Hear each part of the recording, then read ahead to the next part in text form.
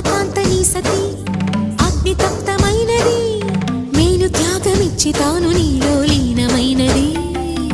ఆదిశక్తి ఆకృతి అత్రిజాత పార్వతి తానువైన ప్రాణధవుని చెంతకు చేరుకున్నది